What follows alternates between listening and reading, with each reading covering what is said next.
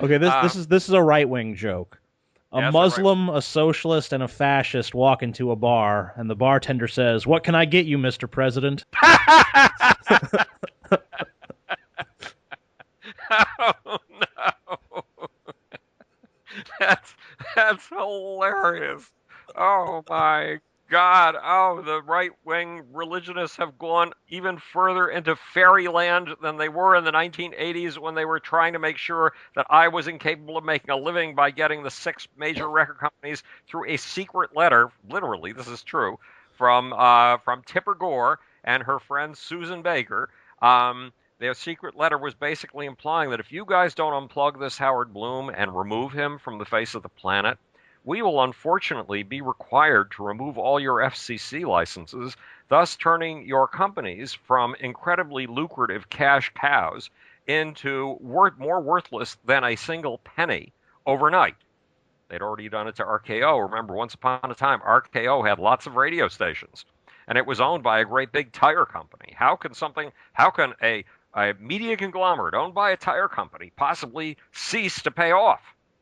It lost its FCC licenses overnight and disappeared literally the next day from the face of the planet. So when Susan Baker and Tipper Gore were threatening to deep six the big six record companies if they didn't get rid of Howard Bloom immediately, their threats carried some weight.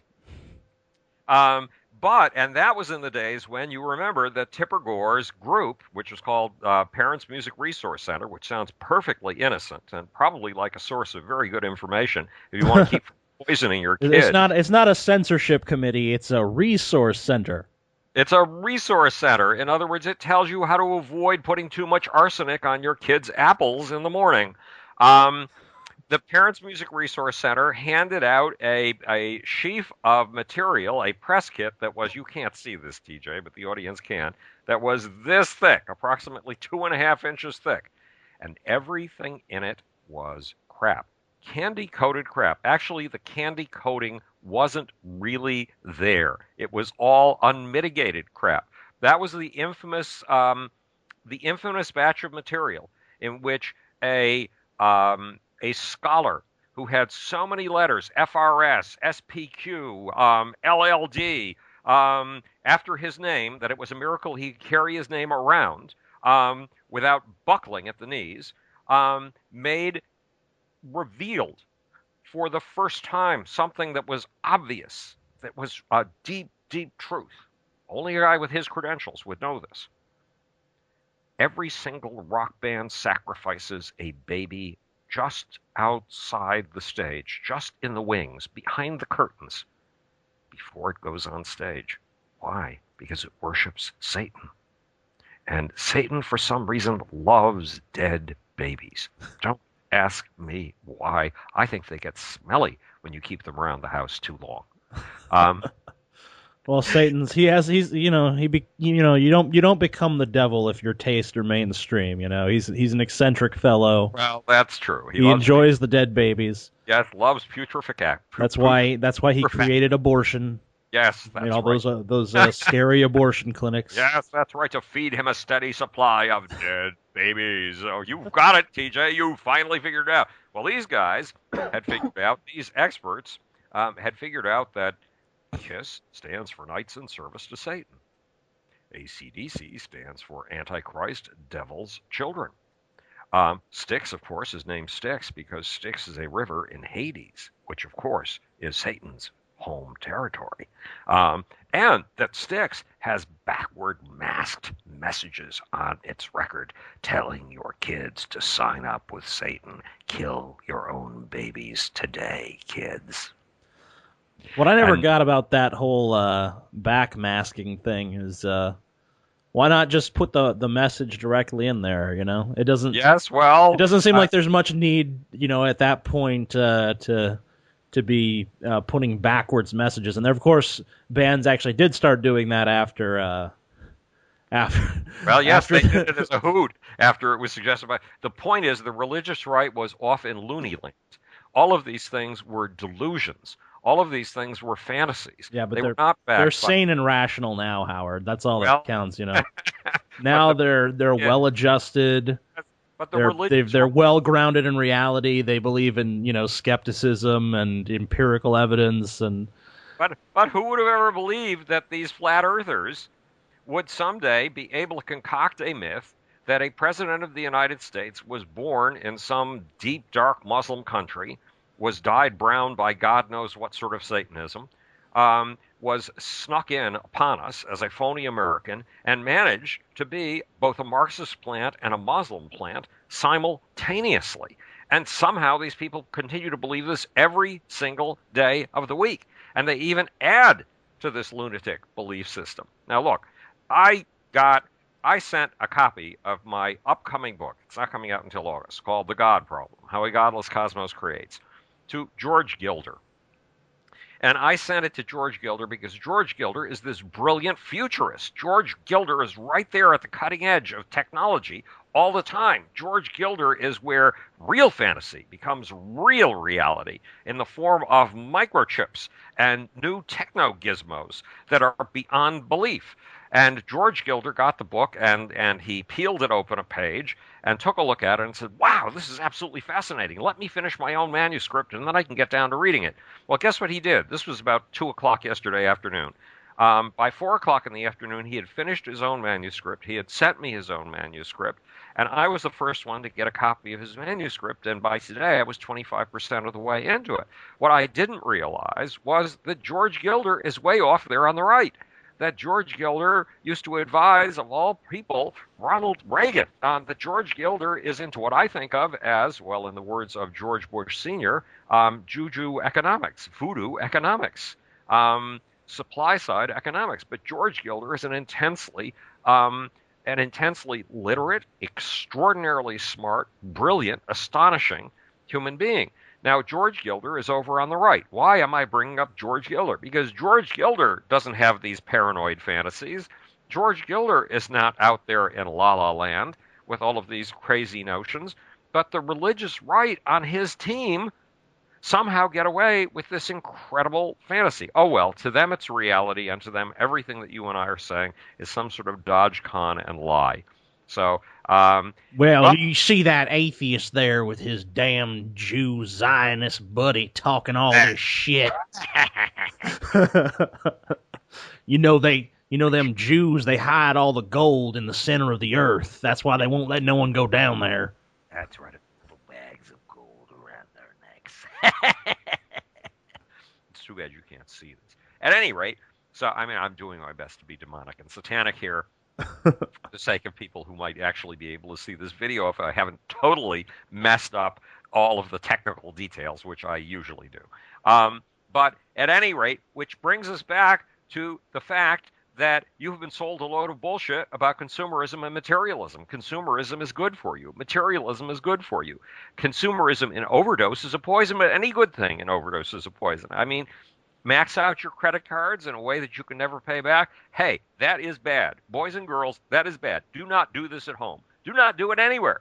Don't max out your credit cards. In fact, try never to borrow against your credit cards. A certain healthy amount of consumerism is good for you. And here's let's define the parameters here. What exactly is a healthy amount of consumerism? Because I happen to agree with you, but I want to know if you're on the same page as me with this. Okay, well, let's go into the amounts later. Recommended dosages of consumerism and materialism. We'll handle that in a few minutes. The big thing is this. People who rail against consumerism and materialism fail to take into account a simple fact. Spirit does fly on wings of material things. That when you buy a cell phone, it isn't the plastic and the silicon you're buying it for. It's not the material possession. Yes, you want it to look good.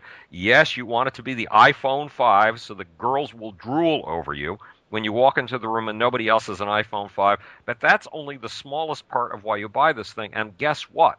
Having girls drool over you makes you feel good, and that's a spiritual thing, baby. But the real deal is you use Close enough.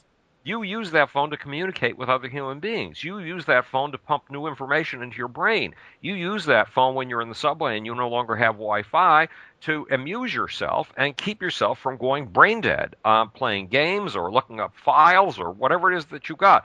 None of this is materialist. All of this is spirit.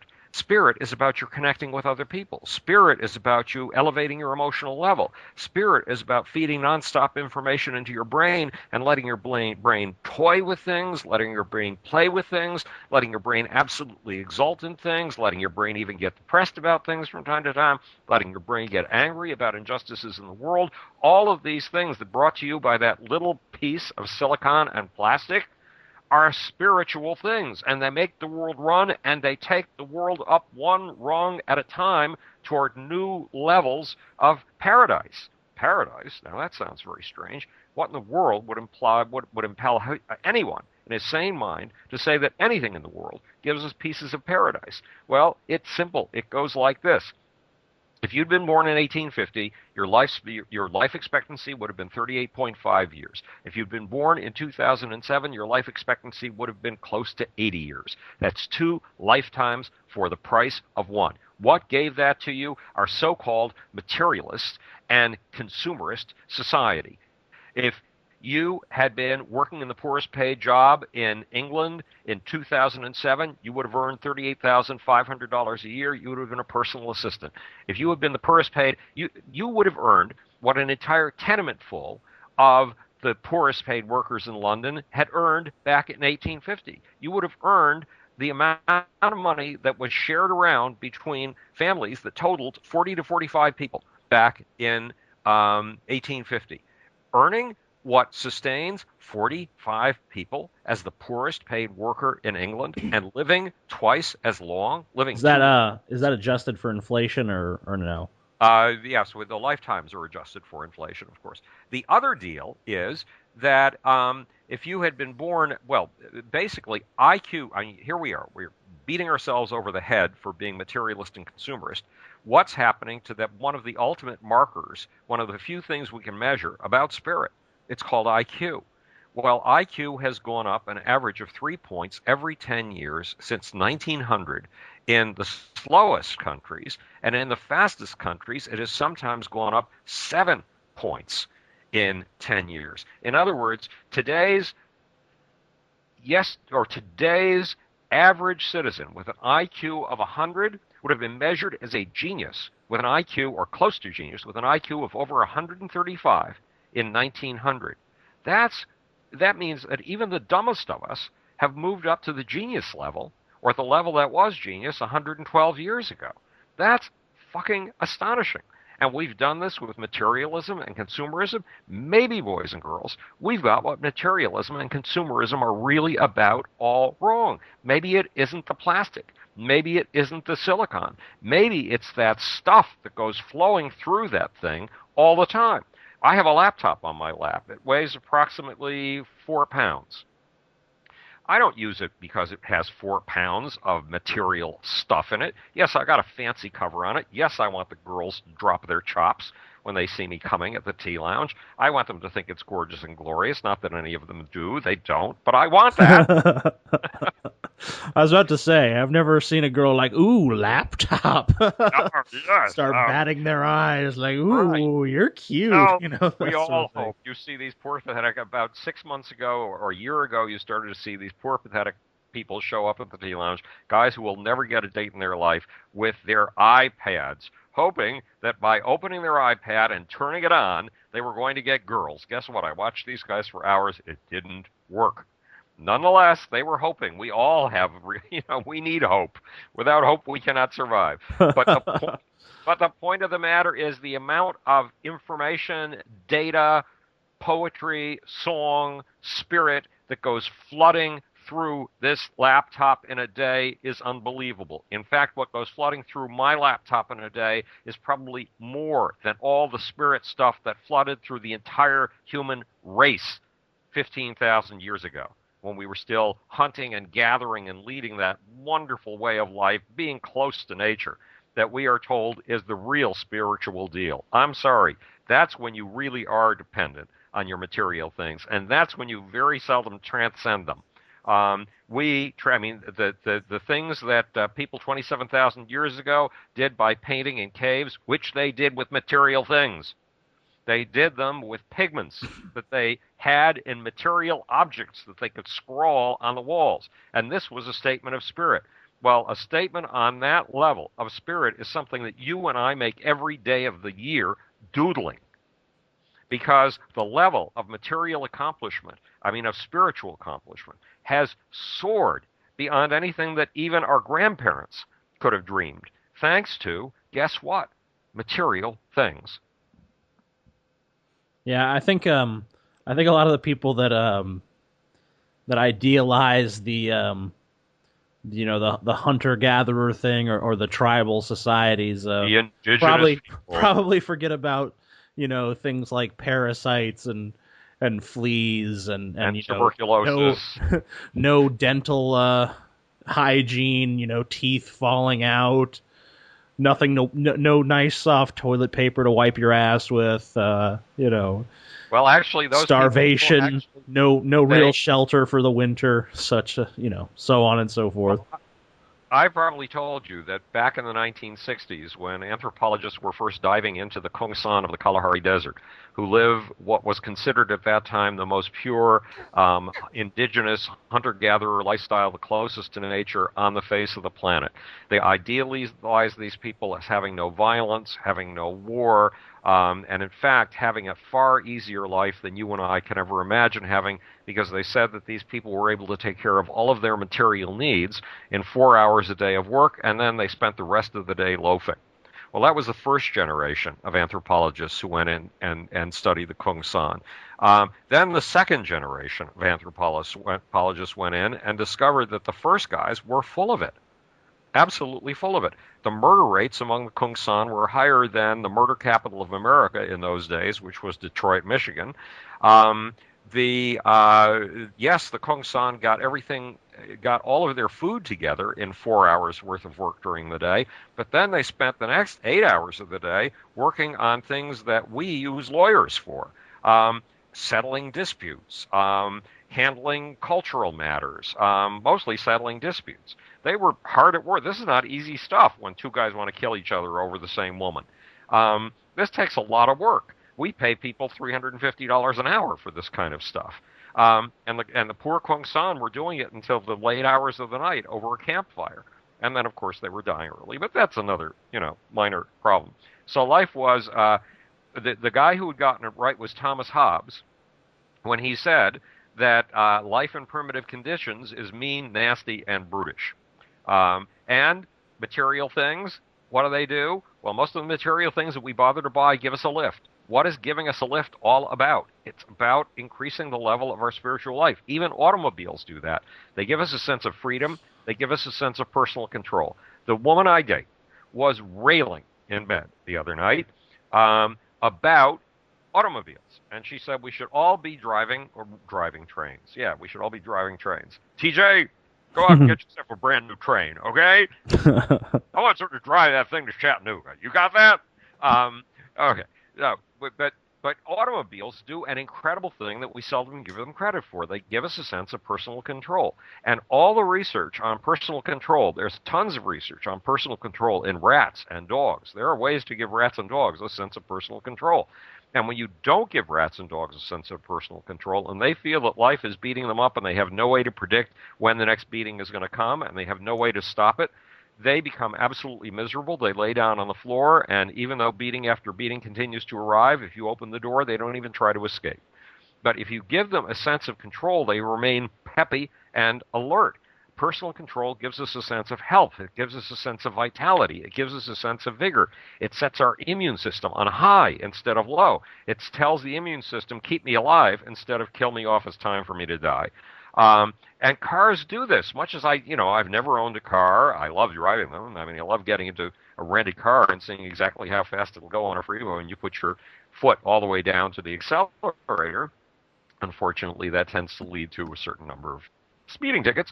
Nonetheless, the fact is that's the exhilaration of being able to control the car. And you'll notice that in car ads, they do not show you a car bogged down in traffic and just how much fun you're going to have moving at 2.5 miles an hour on your way to work. They show you how much fun you're going to have on an open road because it's on an open road that you have total control over the thing. In fact, often that car is flying between all kinds of obstacles. It's leaping over borders. You see it flying above your head. They want to give you the sense that the car is the ultimate in personal power and personal control. But guess what? Your biology is built to absolutely exult in personal power and personal control. And that form of exaltation, if it's not at the expense of other human beings, is what spirit is all about. That's what soul is all about, for God's sakes. And music's all about. I mean, I can't work for more than 5 minutes without Pandora pounding away in my ears, which means I have Pandora delivering music to me on my laptop during my entire 12-hour or 14-hour or whatever it is workday. Do I have the Pandora? Do I have my laptop on my lap because I love plastic? No, I have it on my lap because I love Pandora. Do I love Pandora because it's a material possession? No, I love Pandora because it's a spirit flow. It's an energy flow. It's a source of exaltation, a source of ecstasy. I have a friend who's kind enough to be a fan of mine, and I'm a huge fan of his. His name is A.J. Croce. His music is absolutely amazing, absolutely fabulous. And every time an A.J. Croce piece of music comes on, my brain goes, well, I'm not going to get uplifted by this. I mean, I'm in the worst depression I've ever been in my life. Life is shit. I know it's shit. I feel shit in every cell of my being. And I've been deceiving myself to think that Croce's music was ever able to get me out of this shit.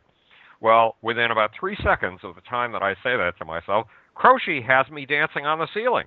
At least, I haven't moved. I'm still typing at whatever I'm writing. But Croce has my spirits soaring. He has given me some sort of tonic. He has given me some sort of a medicine. And it's a medicine for the human soul. And it's utterly unbelievable. I mean, the Greeks knew that. They said that about Orpheus and his lyre, that music hath charms to soothe the savage breast. Yeah, that comes from a British author, a British poet, trying to paraphrase how the Greeks felt about it. But this is how the Greeks felt about it. They said that music was one of the most important things to study in the world, that music and mathematics were up there on a similar par. And what are music and mathematics? Things of the spirit, totally things of the spirit. But could you as a Greek who had only one form of mathematics, geometry, could you do it without the material possession of a compass? Could you do it without the material invention of the string? Not on your life. Could you do it without the material invention of a tablet coated in wax on which you could write things? Not on your life. Could you do it without the material invention, although it's halfway between material and spirit, of an alphabet? Not a bit, buddy. I mean, poetry depends on paper. Poetry depends on ink. Now, it's not limited to paper and ink, but without the paper and ink, the kind of poetry we know would never be there. The flights of fantasy and flights of fantasy without the printing press that we know in fiction would never be there. All of these are the fruits of material things. So stop complaining about materialism. And you know where this came from? These absolutely daft, totally wrong, utterly spirit blind complaints about materialism and consumerism, they came from Karl Marx. And when Karl Marx was telling you the value of things, it's quite astonishing. Go to his book, Das Kapital, sometimes. In a book, he will tell you that the only value in that book is the sweat labor that was put into making the paper, making the ink, and printing the book. What the author did had no value whatsoever. Now, TJ, if I tried to sell you an empty book with just random scrambles of ink on the pages, and in one hand, and I was going to sell it to you for $12.95. You mean Glenn Beck's latest book, basically? Yeah, right. And I was going to sell you Dostoevsky on the other hand, or The Girl with the Dragon Tattoo. Which would you pick? The book that's just a book with random ink splats, or the book that has Dostoevsky, or The Girl with the Dragon Tattoo? You'd pick one of those two, the Dragon Tattoo or Tolstoy, Dostoevsky, whatever. Marx said, whatever it is that Tolstoy, whatever Dostoevsky, and whatever the guy who wrote The Girl with the Dragon Tattoo put into those books is absolutely worthless. Well, it's that point of view that landed us with these absolutely sinful notions, because they're so sinfully dishonest, that there is something wrong with consumerism and materialism. There's something right about them because they are only to the smallest extent about consuming, and they are only to the smallest extent about owning material things. They are about the spirit. Period. They're conduits for the spirit. You Yeah. don't say that all you value in life is a lead pipe, when in fact that lead pipe pumps you 10 million gallons of water during the course of your lifetime. The It water has something to do with it. it does seem though that most of the time when you hear people, you know, complaining about consumerism or complaining about materialism, uh, it's usually done in a very dismissive, sort of thoughtless, manner. Where if you actually brought it up to these people and actually pointed out to them the absurdity of what they're saying, they would back down pretty much instantly. Most of them. Well, I don't know. I was up against one of these people 2 weeks ago. We have these open. I'm We just have saying, these. like the general everyday person who's like, yeah, fucking consumerism, bro. I think most of those Gotta people stop, would back down DJ. pretty quickly if you Lies, actually pointed out, the lies full distort your extent and. lies distort your life. Lies are a form of theft. And by the way, Marx was very big on lies, and he came up with quite a few of them. Now, they were honest attempts to understand the world. Karl Marx was using a brilliant brain in an honest attempt not just to understand the world, but to do some very idealistic things, to liberate people. Unfortunately, it didn't turn out that his ideas liberated people. And when your ideas turn out to be wrong, you can crucify people with them. And if you give people the sense that every time they buy something, they're sinning, and that every time they buy a status symbol, they're sinning. That every time they buy a material good, they are sinning. They're going to feel a sense of sin. And ultimately, they're going to make some decisions in their life based on the sense that the acquisition of these so-called material things are sins. They're not going to take these things to the max. And you want people to be able to. Truth heals. Truth uplifts. Truth gives you the power to see what's under your nose. In all of its wonders. Lies do not do that. Well, Lies isn't it tell. isn't it always a trademark of a controlling ideology that it's one of the things it's going to do right off the bat is make you feel guilty for something that is going to happen, that is natural, kind of like the Catholic Church with sex, or uh, on both sides, liberal and conservative attempts to control the language. There's a lot of people out there that are trying to control ideas, that are trying to control sexuality, that are trying to control language, and it's usually not a matter of actually controlling the things. It's oftentimes a matter of just imbuing people with a sense of guilt when they can't control these things because they're not really something that can be controlled. Well, there's something bizarre. I think you're right. But there's something even more fundamental going on here, and that is that every tribe establishes its identity in part with the ways in which it controls certain basic functions, like sex, eating, and shitting. In some Yeah, eating is societies, another we one keep. actually. Yeah. Well, it really is, because in some societies, and it's not a lot of them, but in some societies, shitting in public is perfectly fine. But eating in public is a shameful thing, and you don't do it. You eat privately. In some societies, it's eat, drink, and be merry, for tomorrow we will die. In other words, sex up the kazoo. And in some societies, sex is really out of the picture. And every society has sexual taboos of one kind or another. So society is a matter of controlling. And now, how this sexual control gets built into every single tribe that we've ever discovered, I don't know. I wonder why it's so basic to the identity and cohesion of a tribe. And humans can't live without tribes. Take Ted Kaczynski living out in the forest, and even he was under the control of a subculture whose language he spoke. He spoke the language of the deep green ecoculture. And he lived according to its ideas of what was right and what was wrong. Every tribe has ideas of what's right and wrong, and every time you and I open our mouths and try to convince somebody of something that we believe in deeply, we're trying to control them in one way or another. We're trying to influence them. So these things are really tricky. Where's the fine line between trying to wake somebody else up to a truth and trying to control them. I would suspect that it's, again, in this dynamic balance thing, this dynamic tension thing, where any good thing in excess is a poison. But the right recipe of things operating in balance makes things work. I mean, you don't try to pick up your barbell with the left weight on and the right weight off, because you'll break your arm if you're adjusted. You think it's going to be normal. It's going to feel normal. It's not. You try to have these things balancing each other, and when you get things out of balance, then you poison a system. Aha! A deeply articulate cough emanates from Louisiana. I wonder what it could mean. Chet, do you have an idea Well, what I was it just could mean? No, David, I'm having a clue, but perhaps we can get an expert in here on that one.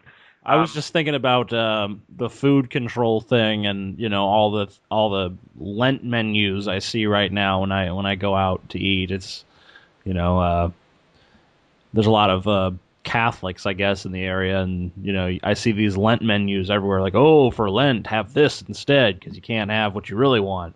Are you allowed to eat lint for Lent? I don't know. And I was just thinking about the sex control thing too. I was trying to think in my head about different groups that exist today that try to control sex, and I was thinking about radical feminists, religious groups, a lot of conservative groups that are kind of tied into the religious groups, but not necessarily religious groups themselves.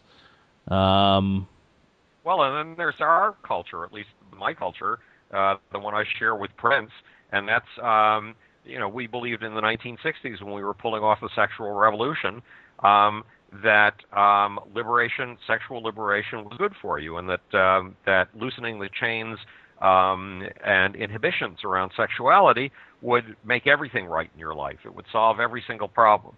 And 20 years ago, 15 years ago, whenever it was that Prince was growing up in Minneapolis, he bought into that too, and it was a major part of his early albums, that we would be able to banish violence if we liberated ourselves sexually. And that's implied in old Freudian stuff as well. Well, it didn't turn out to be the case. It turns out that having more relaxed attitude toward sex is perfectly fine, especially when you've got pills and diaphragms and things like that.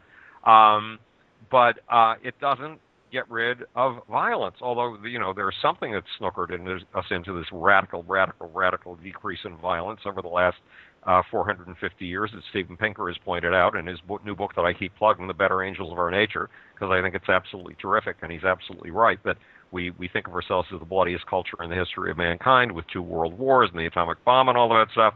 But if you do the statistics and you include the 2 world wars and the atomic bombs and muggings in cities and murders in Detroit and the whole damn thing, that society has become so much safer, so much less violent than it was in 1650, that there is no comparison whatsoever. Western civilization has turned out miracles of peace. That's Pinker's basic point. And that's, again, consumerist and materialist civilization has turned out miracles of peace. Stalinism did not do that. One of the things, though, is you have to wonder why we're not better at disseminating that sort of information about ourselves.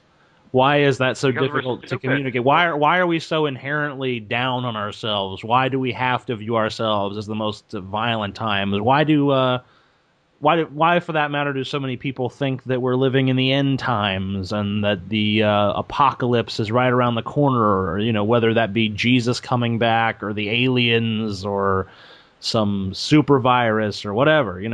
It seems like you hear a lot of apocalyptic talk. You hear a lot of people saying that times are worse. People feel like the culture is degrading.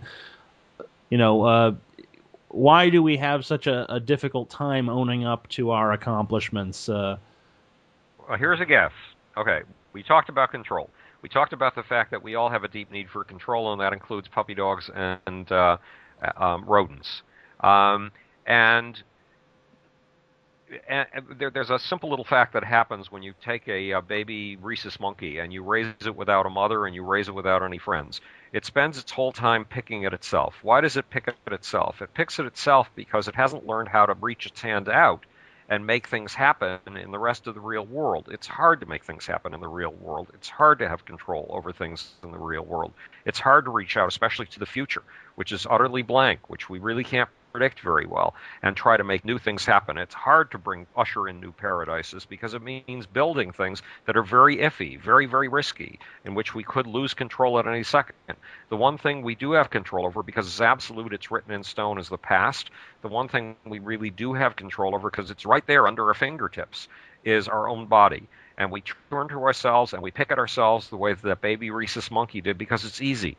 And because it gives an immediate sense of gratification. Yes, even if the monkey is picking at his thigh and draws blood and produces pain, at least the fact that he can pinch his fingers and immediately feel a sense of pain gives him a sense of what's called efficacy, a feeling that, yes, I can do something concrete, even if it hurts like hell. And you don't have that privilege when you're stepping out into the unknown and making futures happen. But making futures happen is what we humans are all about. And we have to take our eyes off of picking at our own skin, picking at our own scabs, which is what we're doing when we're having all of these fantasies of, oh, yes, the apocalypse is going to come in my time. It's too difficult to imagine the future 2 generations down the line. Why don't we just have apocalypse in my time? But our job is future making. Our job is future making. And the first step in future making is dreaming your fucking ass off. And the second step is working your fucking ass off. Working your fucking ass off to make dreams come true. Well, think about people who dream of making movies. How many of the people who dream of making movies ever end up making a movie, even if you restrict that sample to the number of people who work their fucking asses off all their life? It's 1 in 10,000 at most. How many people become rock stars, even if they work their fucking asses off at their music all the time? Again, it's 1 in 10,000. To step out into the future and really pursue your dreams means taking big, big risks. But hey, if you don't do it, who's going to do it? If we don't do it, who's going to do it? And that's our job. And that is spirit to the nth degree, because the most spiritual thing you can do is reach out into the future, because the future is all spirit right now and no reality. And we are the reality makers. We are the translators from dream and fantasy into reality. But that's tough. That's hard. That's risky. And it's exhilarating. I think there might be an element of arrogance to that too, though. Oh, listen, anything I say has an element of arrogance. No. I wasn't referring to what you said. I was referring. Oh, I am. I'm referring to what I said. Well, that's fine. An arrogant son of a bitch. Wait, fucking arrogant Howard Bloom. As Rush Limbaugh would say it. Bloom, you're an arrogant slut. You're a slutty fuck. Yeah. What I was talking about is, I think, a lot of times when people talk about the apocalypse and the violence of times and all that, I kind of wonder if there's an element of like, oh, I live in the most violent times because that's interesting. People are interested in violence, and the times I live in are interesting times. These are revolutionary times where things are changing. And then when it's like the apocalypse, like, well, I'm part of the last generation. Like, nothing's going to happen after me. I mean, how could anything follow this? Yeah, exactly. So the apocalypse imagining, of all things, does away with a sense of mortality. Why? Because you know not when your death is going to come under the normal view of mortality. And that's scary. That's uncontrollable. But if you know exactly where your end is going to come from and exactly when it's going to come and exactly how to control it so you stop it, if I'm one of the elect, hey, I'm going to be grasped in the fingers of God and carried through this safe. I'm going to be part of one of his chosen elect for the rest of all time. I'm going to eat at God's dinner table. And in fact, I'll be the one he says, pass the peas to. So there are no peas in heaven. Why would there be peas there? That doesn't. Well, every time it rains, that's people in heaven peeing. Didn't you know that? So, did your parents teach you anything? Since you delved a little bit into the Rush Limbaugh thing there, I guess we should talk about that, since I seem to be incapable of escaping that story no matter where I go. Oh, by the way, I want to put in a commercial plug from our sponsor. By the way, this show is being brought to you, ladies and gentlemen, by Utter Nonsense. Demand my name. Go into your local store and ask for Utter Nonsense. Usually you get it from the udder of a cow. You can't. It's not difficult to find. It's really not. It's available pretty much everywhere. Yeah. So basically, Wherever findings are sold. there's a boycott. I don't know. I'm kind of uncomfortable with this whole boycott thing because when I signed up to What are be we talking part of about the this week? when I signed up to be part of the vast left wing conspiracy against American values, I was Yeah. told that people who say we need to get this filth off the radio, that was the kind of person I was the enemy of. I'm not trying to be Right. that person. I'm not trying to be the person who's like, oh no, this is offensive. I don't want to be part of the group of people who whine about how something is offensive. I want to be part of the group of people who says I don't give a fuck about that. Well, how did Well, we are the filth how on did your my YouTube. peers become the prudes? What happened here, Howard? Explain this to me. They got older. When people get older, there's this weird thing that happens to chimpanzees. It's not really so weird when you think about it. You, when you are young, and some female chimp makes eyes at you, you try to sneak off into a corner with her and have your way with her. And obviously, it's the way she wants to have you, too. So it's a mutual thing. It's just you have to sneak off into a corner and behind a rock because if the dominant male catches you doing that, he figures every young female is his. And you keep your hands off, buddy, not to mention keeping your private parts to yourself. Well, eventually you grow up. And if you're very lucky, you make it into the power team, the little group of buddies around the top guy. And if you're even luckier, you become top guy yourself. Well, when you become top guy yourself or part of the little buddy system up at the top, the lieutenants of the chief, guess how you feel about people getting away with sex when it's not you? You want to stop anybody who's not you from having sex. So what are anti-pornography crusades? Oh, we don't want the poor people to have sex. If we have pictures of naked women, that's because it's art.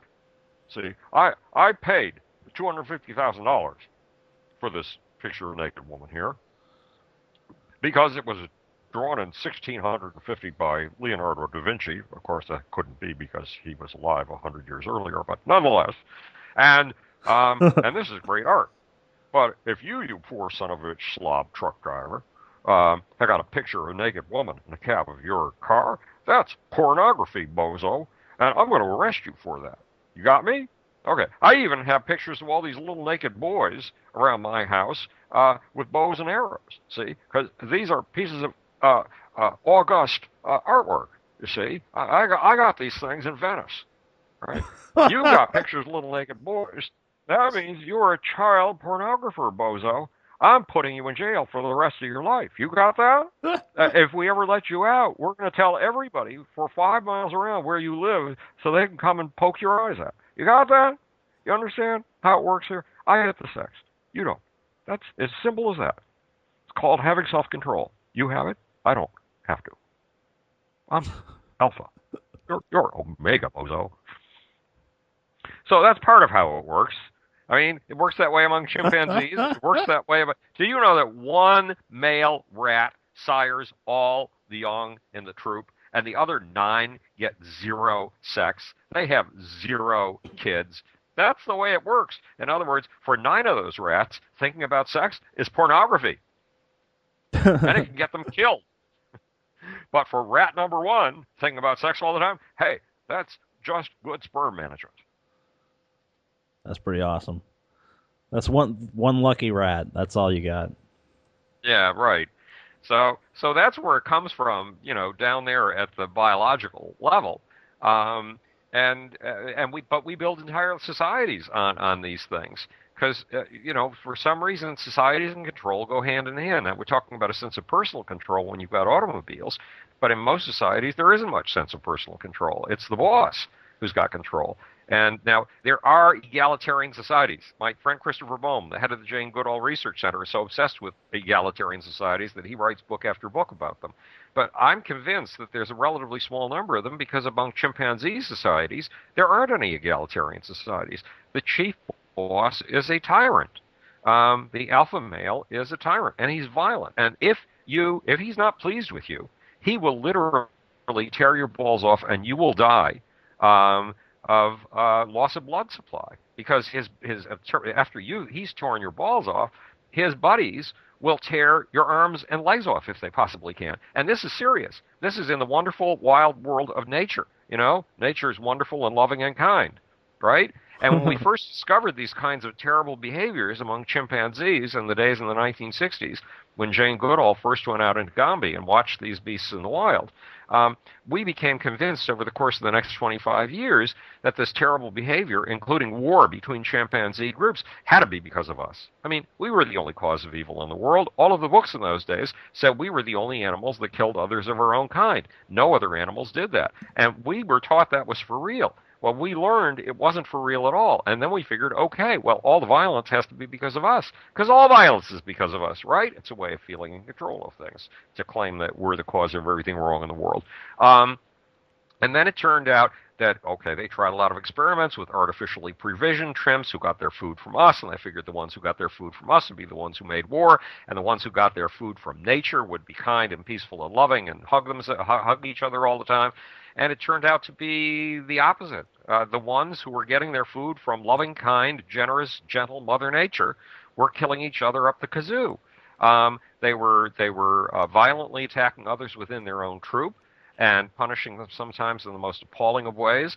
And then they were doing the same to rival groups and exterminating entire rival groups with the exception of the nubile females. But you have probably heard these stories from me a million times. Yeah, well, the really awful thing about that is I still hear that from people. We're the only species to kill each other, and then I show them evidence that that's not true. It's like, well, no, not really. You look at all this, and they're just like, well, no. Well, we're the only ones that build bombs and stuff. Well, the real deal is that we carried these natural levels of violence with us into civilization, and we maintained high levels of violence until about 450 years ago, and then something magical took over. Something magical that radically changed the nature of what it means to be human, and something that radically decreased the amount of violence between humans. Not radically decreased the number of deaths in war, radically decreased the number of deaths in crime. Radically, I mean astonishingly. And that miracle, magical something or other was directly tied in with consumerist culture. With materialist culture, because materialist and consumerist culture are not about consuming, and they're not about material things. They are about spiritual things, including that incredible sense of control and exhilaration you can get when you can read a poem and when you can write a poem. And once upon a time, to ever hear poetry, you were going to have to show up at the Lord's feast someday, the big boss's feast, which you only got invited to once a year, roughly, and hear a professional poet who went from one feast to another, speaking, and he was paid basically by the big bozo, the alpha male. And then when we had the invention of writing and paper and books and printing, you could buy poetry inexpensively, plus you could write your own poetry, plus when we had the internet, you could actually publish your own poetry online. This is an amazing advance in the level of control, and control is spiritual stuff. Control is ambrosia for the spirit. We dream of flying, of soaring. We dream of moving fast under total control and flying high. That's what our aspirations are built of, those dreams. That's what our spirit is built of, those dreams. And those dreams are things that we've begun to experience in our lifetimes. How many people on the face of the planet these days, or at least in North America, haven't ever flown? The percentage is relatively small. How many people, how many human beings had flown in 1905? 3. Otto Lilienthal gliding off the top of a big heap of some kind, a big hill in Germany, who died on his 100th or 1,000th flight. That was it. 3 people in the history of the world. And 50 years earlier, none. 0. None. And today, in America, it's probably 75% of the population, and we think that all we've achieved is owning a bunch of material crap that has no spiritual value whatsoever. Boy, are we dumb sometimes. Boy, do we fail to see what's right under our nose. So boys and girls, do not accept any more of this materialist and consumerist crap. No, do not overspend on your credit cards. No, do not fill your room with so many unnecessary items that there's no room for you anymore. One of Look at things. one of my favorite parts of the Genius of the Beast was when you basically take on the notion that people are just these docile beasts that are completely powerless against the influence of commercials. And of course, this is always said by people who view themselves as being completely above the influence because they're so intelligent. You know, oh, these commercials, they beguile the pedestrians, the lower echelons, the plebes down there, the peons and peasants and such. You know, that just beguiles them with these wares and convinces them that they need these things to feel whole and complete. And you know, and I love the reasoning of you know, I even incorporated the reasoning in one of my videos, I think, where I was basically talking about how, you know, just because you market something with a slick marketing campaign doesn't mean people are going to buy it or be interested. And you used several, you know, real world examples. I think the example I used was something like the the the penis shredder or something, you know, endorsed by I can see why that wouldn't sell. endorsed by Right. Well, I Arnold don't understand Schwarzenegger. why that didn't sell. I mean, it should have been a hot No, item, no, for God's but sake. there's a $20 million marketing campaign behind it, and you know Arnold Schwarzenegger's the spokesperson, so you know Well, remember the peasants Pets.com. they're so dumb and easily led. They see that and they're just, well, I gotta have the penis shredder, you know. I mean, you Well, the know, reason that so many I didn't entrepreneurs realize go out of until this business. moment that my penis being shred was such a wonderful sensation. You know, now that I see this slick commercial.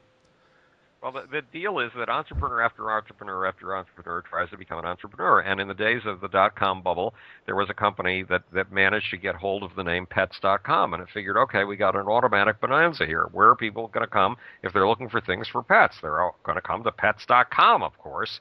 So we own the name, we own the property, we'll raise a lot of money, and we'll put out a big advertising campaign, and we will own pets the way that Amazon owns books. Or Amazon's. By the way, the last Amazon I ordered on Amazon.com never came. We had great floor play, but she never came. That's a terrible joke to put on YouTube. I like it. I'm very I have the mind of a 14-year-old. Oh, good. I have the mind of a 4-year-old. So we're in good company here. Okay, now, where were we? So Pets.com laid out lots of advertising money and did as slick a job as it possibly could, at least to the best of my knowledge. And where did it get it? I mean, Pets.com is no longer around. Toys.com tried to do the same thing. Toys.com had a big marketing campaign, and nobody came to buy the toys. They're out of business. The number of businesses that go belly up in the United States of America, I don't have the figures precisely in front of me, but it's in the tens of thousands per year because people have great ideas and they use all the marketing skills they can get their hands on or they can pay for. And sorry, it isn't marketing. People have to actually want what you've got. Now, admittedly, Steve Jobs did a great job of advertising. But would his great job of advertising have worked if the iPod that you held in your hands wasn't such a gorgeous thing to feel and didn't open whole new worlds of music to you? I mean, 15 years ago, let's be honest, nobody remembers this. But 15 years ago, even in the days of the Walkman, that big clumsy box that played you tapes, people didn't walk around with headphones. Not everybody that you saw had earbuds in their ears. It wasn't until the iPod that people had earbuds in their ears all over the place. What does that mean? Steve Jobs took music, which was something that was associated with a stationary device, a hi-fi set, which was a big, expensive, clumsy item, and he made it utterly and completely portable. That's only 15 years ago. Now we take for granted that we can fill all these little blank spaces in our lives with music. Sorry, 15 years ago, you could not do that. Life was so boring that you wouldn't believe it. The same thing with sitting on the subway. I mean, these days you sit on the subway. Of course, not that many people have subways. It's a unique thing in New York City. But you sit on the subway and there's no Wi-Fi connectivity, so people sit there with their cell phones and they play games. Well, those same people would have been bored to death years ago. Now, admittedly, there are books, and I love books, and that's what I was reading in the subway a long time ago. But a long time ago, is it 15 years is a long time ago. But one way or the other, life has gotten richer. And now what you begin to see in the subways over the course of the last 6 months is people with their e-readers, people with their Nooks, people with their Kindles, and people with their Amazon Fires. And they are and those rare people who are willing to open up an iPad in the subway and take a big chance. One way or the other, these people are reading, and they're reading in little nooks and crannies of their life where they were never able to give their brain that kind of amusement park experience, because that's what writing is. That's what books are. They're amusement parks for the mind. And now we've got those amusement parks up and running full time. Is it any wonder that the average dummy today has the IQ of a borderline genius in 1900? We're flooding our brains with this meaningless trash. Guess what, boys and girls? This trash is not meaningless, and it's not trash. This is mind food. It looks like entertainment. It feels like entertainment. It is entertainment. But guess what? You learn some of the most important things in your life from the things that entertain you. In fact, I refuse to write a book that doesn't entertain you. Not that I can actually guarantee that I succeed, but I work my fucking balls off to entertain you. It succeeded for me. I can't speak for anyone else, but I always enjoy them. Well, that's good. And people are apparently enjoying the new one more than any of the previous ones, which is that's remarkable. So I can't wait until it gets into the bookstores in August and we see what happens with this little baby. So, okay, so we've got the big news of the day as we sit here on on Monday night, otherwise known as a Tuesday morning, is everybody's wondering whether Israel is going to bomb Iran, and everybody's wondering whether bombing Iran is a good idea, and everybody's wondering, and nobody's speculating about when it will be too late to bomb Iran, and what will happen when Iran has 10,000-mile range ballistic missiles, which it's been working on since 1983. And puts nuclear warheads on those things and aims them at New York and Washington. Will we still be as courageous about yanking the plug on Iran's financial system when it's able to threaten our cities? And you think it's never going to happen? Hey, babies, once upon a time, back before 1943, no one ever thought there'd be an atomic bomb either.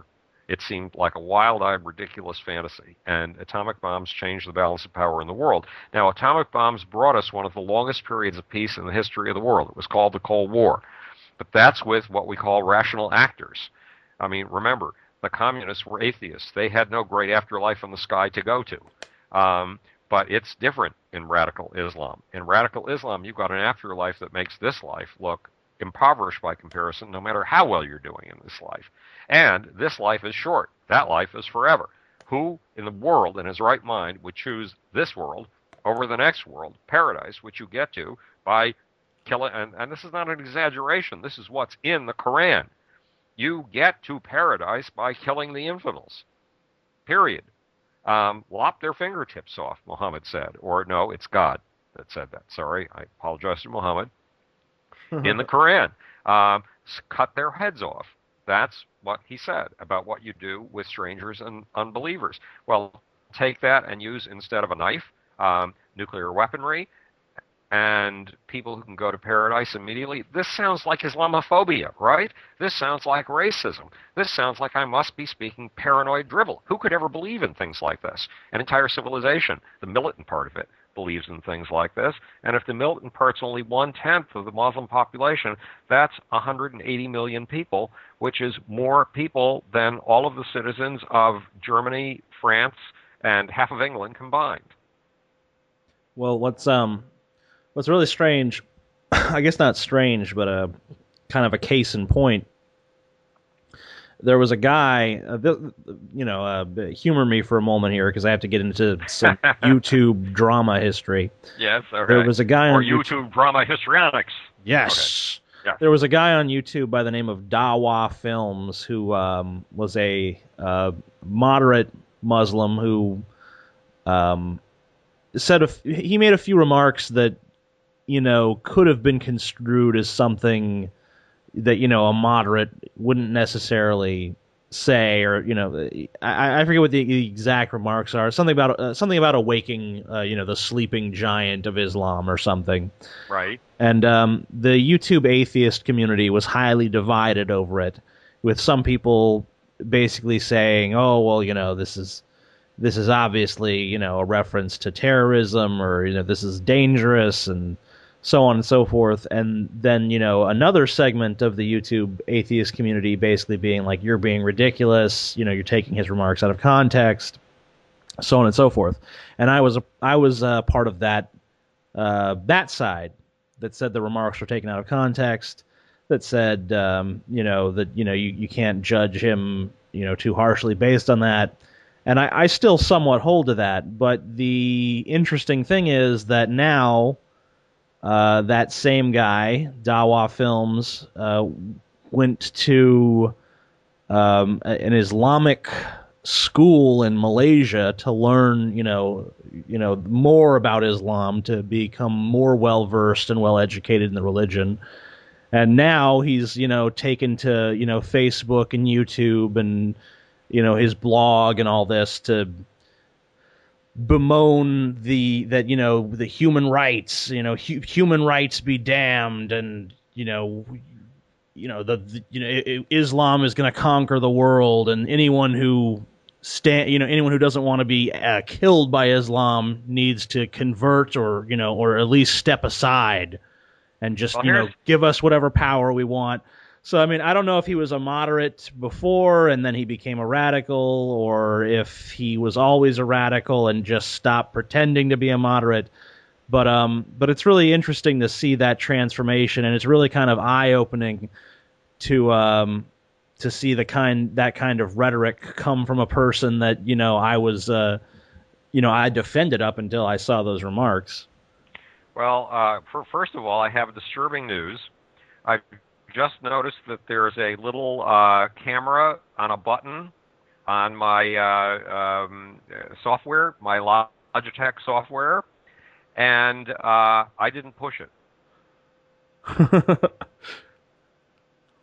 So none of this has been recorded on video, and here I've been making all of these funny faces and doing amazing things with my nose. I looped it up to the ceiling and then threaded it through the floorboards and all kinds of things, and nobody saw it. So we don't have any video tonight, at least I think not, ladies and gentlemen, because of my technical incompetence. Well, okay. But now, okay, back to the guy with Dawa Films, okay? Do you have any idea what Dawa means? Yeah, I have a very layman understanding of it being something about, reaching out to and converting non-believers and getting them to, convert to Islam or whatever. You got it. That's it. It's reaching out and getting other people to convert. It's missionary films is what it basically means. Right. But in the most militant sense of 19th century Christian missionaries. It's convert them at any cost, because otherwise their souls will be lost. And the first rule of Dawah is, when you sit down with an infidel, be reasonable with him. Because after all, Islam is the truth. And because it is the truth, if you simply reason with him, he will see the truth. All of a sudden, the scales will fall from his eyes, and he will go, "Oh my God, this was so obvious all along. Why didn't I see it? It's the only truth in the world." But of course, if he doesn't come to that point, then you may be forced to use other means. Now, I leave the choice of other means up to you. It depends on how militant you are as to what those other means are. However, you've got to remember that Muhammad himself said that those who sit by in an easy chair and simply watch while others go to battle will not make it to paradise. You will only make it to paradise if you go out on the battlefield. Now, what happens on battlefields? It's called killing. Another rule from Muhammad is the first rule of war is deception. I have probably told you that one of the times I went on Iranian TV, I've been on Iranian TV 6 times now, and had an invitation from Saudi TV last week, but unfortunately missed it. But on Iranian TV, I was on with experts in London, Philadelphia, Washington, and Riyadh. And the expert in Philadelphia was a person who's a spokesman for the Council of American Islamic Relations, CARE, and for the American Arab Anti-Discrimination League, the two groups that go on television all the time to decry Islamophobia and to tell you that all Muslims are moderate. And this is one of those guys whose job is to go on American television and radio and tell you that all Muslims are moderate, and the rest of this is a fantasy from the Islamophobes. Well, there we were on Iranian TV this time. And I said something about, look, I have a lot of friends who are moderate Muslims. And the guy who is normally speaking to you and telling you how moderate all Islam is said, don't you dare say there is such a thing as moderate Islam. There is no such thing. Don't you dare. This is from a guy who pretends there is such a thing on American television and radio. So, which is he telling the truth on? Yeah. So I do have friends who are moderate Muslims, and I ache to give them a voice. And they're some of the best people in the world. And they are creative, and they are tolerant, and they are intelligent, and they're just plain terrific human beings, which you'd expect from many people in any population in the world. But they have no voice within their own community. And they have no voice within their own community because those who try to speak up on their behalf have their throats slit. So no one is willing to be a voice on their behalf. So many are the times you and I are told that all Muslims are moderate. But within the walls of the Islamic community, to talk about being moderate is often and is sometimes a death sentence. Yeah. I mean, it depends on the country too, but yeah. Well, even in Pakistan. You know, Pakistan, 50% of Pakistan's population wants to be American, and 50% wants to be Taliban. And but the 50% who want to be Taliban kill people, and the 50% who want to be Americans don't kill anybody. And that is that's kind of an interesting point. And getting back to the whole violence thing, you know, it's kind of interesting that times have ever become less violent, considering the power that you know lies within the willingness to use violence. And you know, it seems like if you have, you know, 99 people who want peace and one who doesn't, then, you know, that one person is going to bully the 99 by basically, you know, killing them and, you know, bossing the survivors around. I don't know. It seems kind of like, it seems kind of strange that we'd ever overcome that to any extent. How do you think that came about? Is it just the fact that we have these large government entities who they don't have to use a lot of violence because we know that they have that ability, or what is it? Is it the threat of violence that's cut down on violence? Is it just it is something? Is it just Hobbes's Leviathan, basically? No, Christopher Boehm has this wonderful book, and it's all about egalitarian cultures, and I don't believe that he's right. I think the egalitarian cultures are in the minority, but it did give an insight into one piece of research that he never mentions in the book, but the research goes like this. You've heard this from me before, but we're going to put it in a new context. You take two monkeys and you train them in the use of money. If they turn into stone, they'll get a piece of food, right? And they both have got the hang of it. You've done a lot of training with each of them. And then you bring the two of them into a room and you get monkey number one to turn over her stone. And what do you give her? You give her a grape. Well, monkey number two looks at the grape and figures, oh, goody, I turn my stone, I'm going to get in a grape. Today, stones are going for one grape per, or grapes are going for one stone per. And she turns in her stone, and instead of being handed a grape, she's handed a slice of cucumber. Now, according to people called rational choice modelers, who are the people behind most current views of economics, well, the monkey who's getting the grape is getting a 500-calorie item, so she's 500 calories ahead, right? The monkey who's getting the cucumber is only 200 calories ahead because it's only 200 calories. But hey, she's 200 calories ahead of the game, so she's going to keep her cucumber. Not on your life. The monkey who gets the cucumber takes one look at that monkey who got the grape and said, I'm not tolerating this. And she throws that cucumber at the experimenter and basically stomps out of the experiment. Now, according to rational choice modelers, she's just wonked herself out of 200 calories. And she's not supposed to do that. Not at all. So why in the world does she have a temper tantrum? Well, the temper tantrum, the reason for the temper tantrum has never been adequately explained except in the work of Chris Bohm. And in the work of Chris Bohm, it becomes obvious that in experiments with monkeys and experiments with rodents and experiments with human beings, especially in experiments with human beings, humans get a huge pleasure from punishing cheaters. And they get more pleasure from punishing cheaters than they do from things that we would actually regard as actual rewards. And if they have a choice of getting money or punishing a cheater, they will often go for the sheer gut feel of satisfaction of punishing somebody who's cheated.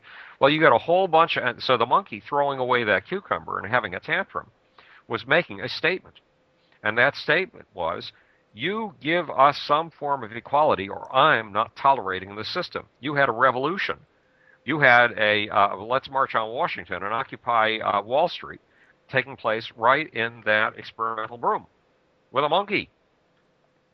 The fact is that you get 10 of us together and one of us gets an abnormal share and it looks unfair to the rest of us will go without dinner if that's what it takes to object against the fact that the other person got a chocolate, none of the rest of us for dessert, and none of the rest of us did.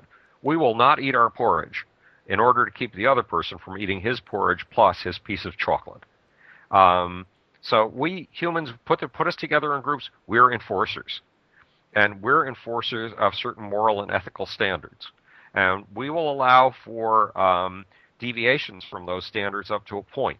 But if the deviation gets too big, even in a big society, eventually we will occupy Wall Street.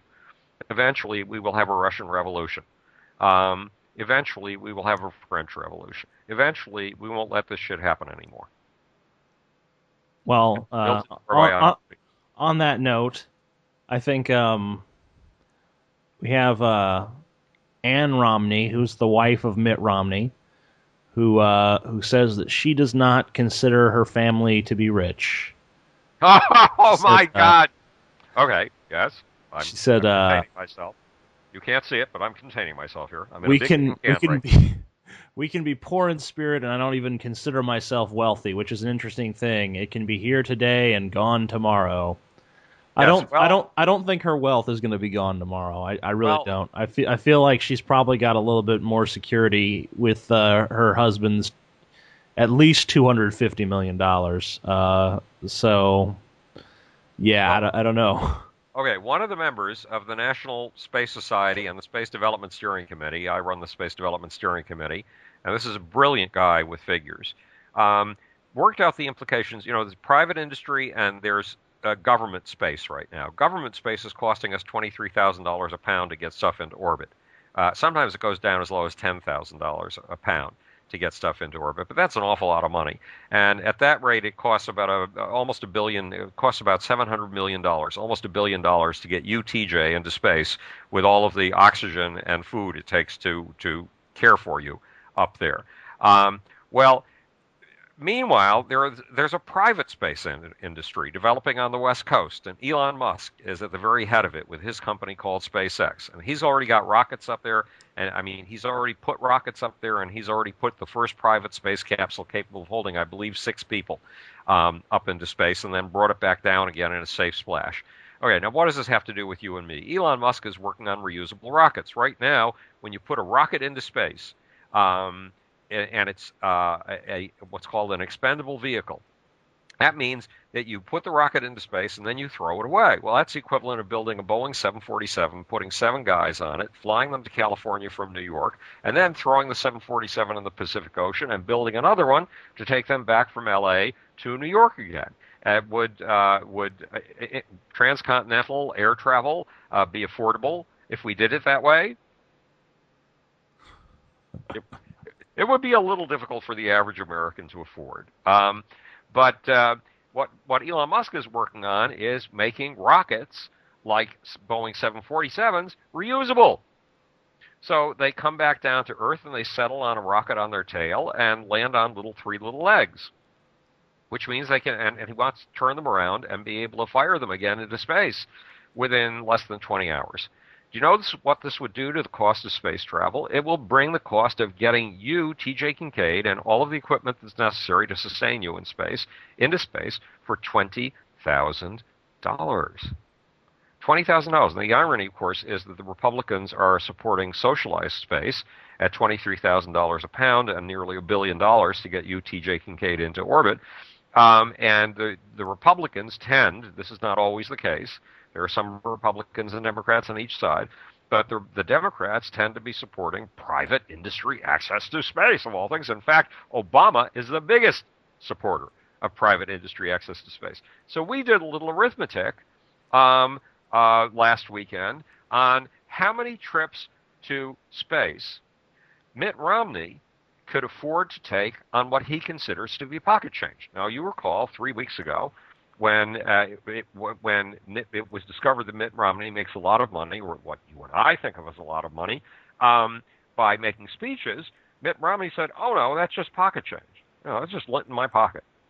And it turned out the pocket change was $375,000.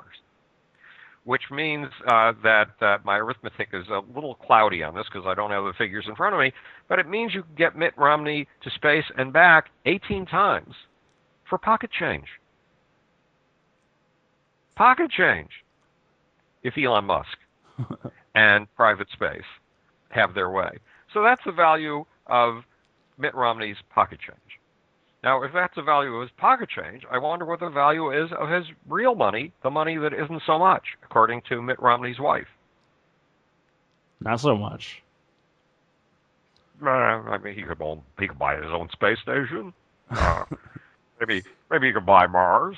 Mars is just a big rock in the sky. I mean, that's not a big deal. To intersect the whole space thing with the violence thing. I'd like to have you address Carl Sagan and something he said about.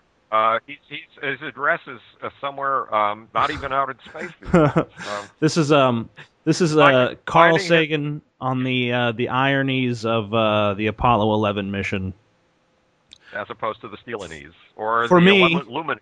For me, the most ironic token of that moment in history is the plaque signed by President Richard M. Nixon that Apollo 11 took to the moon. It reads, "We came in peace for all mankind." As the United States was dropping 7.5 megatons of conventional explosives on small nations in Southeast Asia, we congratulated ourselves and our humanity. We would harm no one on a lifeless rock. Well, he had a point. What we were doing in space was not harming a single soul. And ultimately, you open resources far beyond this little pebble that we live on, this thing that we worship as a planet, as if it were the only place for life to be, and it's not. You open the resources up there, and you have fewer things to fight about. Of course, these things become incredible sources of wealth in themselves, and they give you new things to fight about, too. So we are overcoming violence. We've significantly reduced the violence on the planet since the days of Carl Sagan. Really, dramatically since the days of Carl Sagan. And that's our victory. I mean, we need to work our asses off to decrease the violence even more. That doesn't mean that we can do away with violence. If Iran wants to target us with nuclear weapons, if Iran wants to target me as a Jew and as a Zionist with nuclear weapons, I better damn well defend myself in some way. But the total amount of violence is going down, and that is something that we have to work our asses off within the limits of realism. In other words, if the pacifists if those of us who want peace are willing to allow ourselves to be eradicated, that will leave only the violent on planet Earth. And that's not such a great idea. It's kind of it kind of becomes a little bit paradoxical at some point, but But I see It's your very paradoxical, because then, to defend myself, if I have to use violent, don't I become one of the violent and not one of the peaceful anymore? yeah. That's exactly what I was getting at there. Um, I don't know. I don't know how I feel about the whole Iran thing because I haven't really done any sort of proper amount of reading into it. But I do know that among my peer group, it doesn't seem to be too popular as a proposition. The whole attacking Iran thing. It actually seems to be Well, quite unpopular. But it's I don't very know. unpopular. Look, it could lead. I can't really dismiss something that I don't understand because it does seem to me like there is. I mean, there's a great picture on the internet that shows schools in Iran 50 years ago where you see the girls sitting there in their skirts and blouses, and then it shows Iran today when they're in the burqa, and it looks they basically look like beekeepers just sitting there in the classroom. And it's like, okay, Like well, I mean, beekeepers. this is a country that's obviously seriously regressed and been taken over by radicals in a very, obvious and pronounced way. Um, it, But look, everybody has a right to their own cultural standards, and if well, that's the way the people want to dress, the difficulty is when you get women who are tyrannized, and a great many women are. In fact, the whole country is into tyrannizing women because women don't have a choice in what they will wear. They don't have a choice of either wearing burqas or wearing miniskirts. So that's the big problem. But if it's really control and a sense of control over your personal life that is responsible for an awful lot of what the decrease in violence and the doubling of the human lifespan and the increase of the average income by a factor of 7 to 7 times what it would have been in 1850, and the increase of IQ by 3 points every 10 years. If all of that is because of consumerism, materialism, and the choices and personal freedoms that the things we think of as consumerist and materialist give us is all about, then Iran is not going to do well in the long run because ultimately it's cutting down on personal choice, do you think especially for women.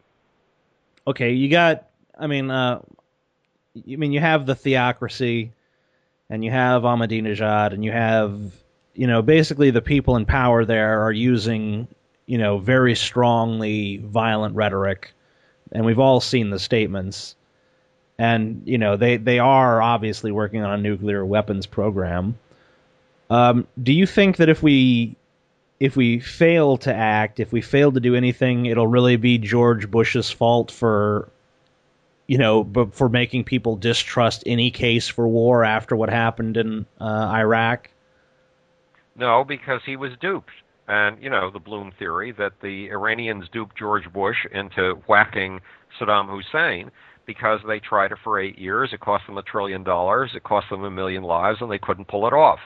And they figured that if they stopped using weapons and started using what they've been famous for since the days of ancient Persia, which is deception, and got Mikey to do it and got us to do it, it would save them a lot of money. It would debilitate us. It would wear us down. It would put us in a state of debt. And it would make us it would make us disbelieve anything that was said about them. And sure enough, all that has happened. So now we think that anything said about weapons of mass destruction couldn't possibly be true, even though they're working on them, and even though we can see that they're working So on do them. you think that Iran orchestrated the push for America's war on Iraq? Yes, I think that the head of Iranian intelligence convinced Ahmad Chalabi. He made personal contact with Ahmad Chalabi. He gave Ahmad Chalabi the impression that he had the greatest intelligence in the world. He started to leak so-called Iraqi defectors to Ahmad Chalabi. He leaked him one Iraqi defector who said that he personally, this Iraqi defector, had helped build some of the hundreds of trucks that were turned into mobile weapons labs, mobile chemical or biological weapons labs in Iraq. There was another defector that was leaked to Chalabi, who said that he was personally involved in building some of the 400 nuclear weapons facilities that have been built around Iraq, so that no matter how heavily the United States targeted with Iraq with bombs, Iraq would still have a nuclear capability and could whack back with nuclear weapons. These people were paraded on 60 Minutes. They were paraded to Congress. They were paraded at the White House, and they were paraded to the Pentagon. The Pentagon and the CIA began to become leery of them after a while. But by that time, Dick Cheney had taken all of the bait. And the White House was very, very into these leaks they were getting from Chalabi, and Chalabi was getting his leaks directly from Iranian intelligence. It was let Mikey do it. And Mikey, of course, was Uncle Sam. Mikey was you and me. And we did. And we're now in the hole. We now have a huge national debt because we spent roughly $1.5 trillion doing it.